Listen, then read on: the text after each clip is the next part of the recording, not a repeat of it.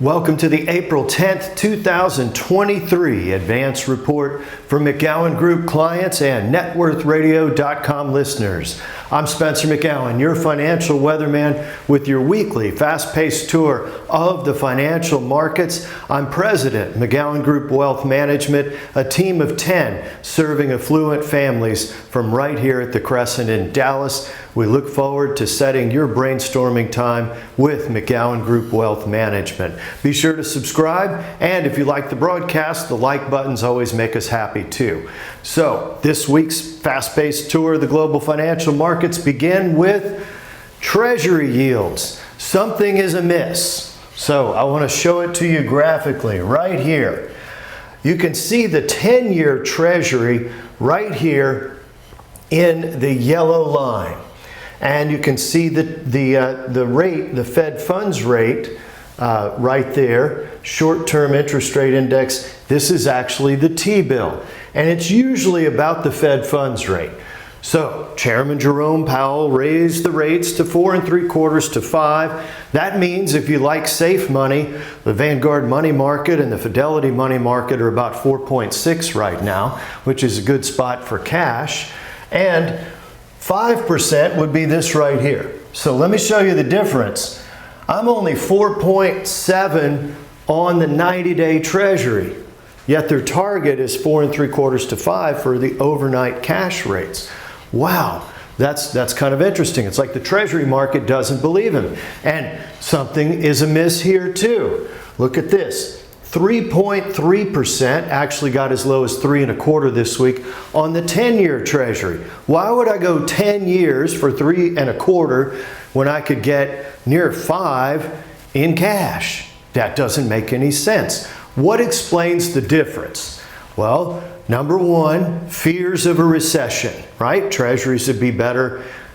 2, the anticipation that the Federal Reserve by next year is going to bring rates back to normal. That's a rational expectation too. And the other is disinflation. And I'll show you more evidence right here. So, Fed Chair Powell, in his infinite wisdom, uses the Volcker theory from the 1970s, early 1980s. And that was, you gotta raise the short rates to equal the rate of inflation over the past year. Okay, well, here is their preferred inflation measure, Personal Consumption Expenditures. We'll just say it's an inflation measure. And the most recent report, which came in this week, well, it's 5%. The high was about 7% for the trailing 12 months. Guess what? If you're using the 1970s logic that killed inflation in 1981, well, Fed Chair Powell should be happy because it's 5% and his rate is 5. That means he's accomplished his Volcker theory purpose and further rate increases are not likely. We've had 15 months of torture in the financial markets. And that 15 months of torture is right here in the Dow. 37,000 falling to as low as 28,000. Wow, that's a pretty big bear market last year. Our portfolios were resilient, although you still have value at risk of loss. We had good cash flow and some energy allocations that really helped. Tactical safety was a big help, and we were able to use that correction to increase forward income. Cash flow, reinvestable cash flow, so you gain advantage and pay raises as you go. Now, we see the rebound in the Dow. Dow's finishing this week about 33,500. That's up 2,000 points from the low set in this banking sell-off, right? We had the banking crisis, may still have one, but the big sell-off there took the Dow 2,000 points below where it is. The rebound telling you things aren't as bad, and it puts the indexes positive for the year. The Dow slightly positive at about a 1%. How's the economy doing? Well, Atlanta Fed has real GDP now. How was the growth rate in the first quarter? It was 1.5%. That's anemic and growth is slowing down, but it's still positive for real GDP. that says, yeah, you're going to get some slow quarters in here, maybe a recession, maybe not, and it starts to accelerate, the projections do, for 2024. As a matter of fact, FedEx earnings are projected to rise 22% going between now and the middle of 2024. So we're starting to see earnings estimates really go up in the second half of the year. What's this? You've heard subprime auto defaults. Now, subprime auto defaults have risen, but I wanted to check the overall level of defaults on auto loans. So we punched in the index, and this is the default rate on auto loans. You can see in the recession of 2008, it's at 11%. That's a pretty hefty default rate. And it got as low as 5. Well, it's at 6.6 right now. That's the number of loans, the percentage that aren't making their payments or are behind in payments. Notice what that is. That is lower than 2018, 2019, which was actually a pretty positive environment. So that's not flashing a signal, a recession signal yet. If you get back into this level, 8 or 9%, then we'll bring you that news, because that means that people are starting to default. But the jobs market actually pretty healthy. Slowing down a bit, but it's not as inflationary, and that's also good news. You've still got a healthy jobs market. What about oil? Oil goes from $80 to $64 in the banking crisis. Recession fears, a delta hedge at $70, it fell through 70, went all the way to 64. OPEC last weekend, surprise announcement, we're going to cut production by 1.1 million barrels. I want to explain something. In October, they cut by 2 million. That's 3.1 million barrels.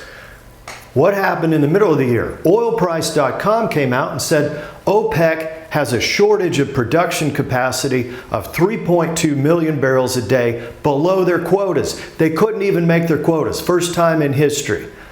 Well, notice they changed reality, or they changed their forecasts, quotas, to match reality. They couldn't make enough oil, and that production shortfall likely to show up later this year. Oil hits $80 after they announced this second cut. Well, they're usually producing all they can, and they like to manipulate the market. But in this case, what you're seeing is evidence of a production shortfall longer term. And here, this is oil and gas exploration companies and their debt levels. You can see some ugly high debt levels in here, and right now it's at near historic low debt levels. And they're returning money to shareholders through dividends and stock buybacks, which does help to limit the downside, but those generous dividends are reinvestable. So it's another category besides global high yield, healthy rates on money markets, and our dividend companies in the medical field and other areas. If you'd like to sit down for a brainstorming session here at the Crescent or by Zoom, go to networthradio.com. You can contact us there. Thank you for joining us today.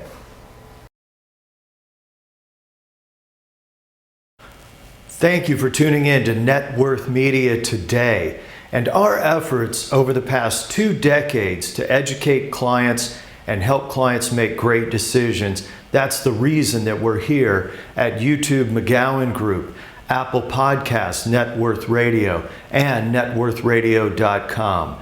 The Net Worth Media effort is designed to help you make great decisions and address value at risk of loss, fluctuation in the markets. Remember, if we talk about a security, doesn't make it a recommendation until you come down and get a plan from McGowanGroup Asset Management, the team that cares. You can set a Zoom meeting or an in-office meeting at the Crescent, and we'll give you a written plan that encompasses what we believe to be the best allocations. This is a team of 10 devoted to you. That includes the research that you see each week from Reuters, from Bloomberg, and from the best sources. We always post links at networthradio.com for what we believe can help you make great decisions, the research that comes up.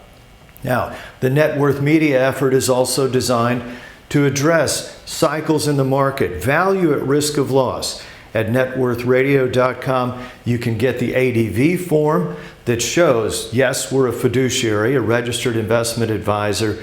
It covers the costs of hiring our team to help you in the future ahead. It really helps to have an expert team on your side that you can reach by phone, email, and of course, a team that's here for you every week to address what's going on in the markets, because anxiety can often lead investors to make decisions that are either dangerous, chasing things, or selling things when they shouldn't. And that's a big part of our planning effort at McGowanGroup Asset Management. Thank you for tuning in, and we look forward to serving you and your family in the years ahead.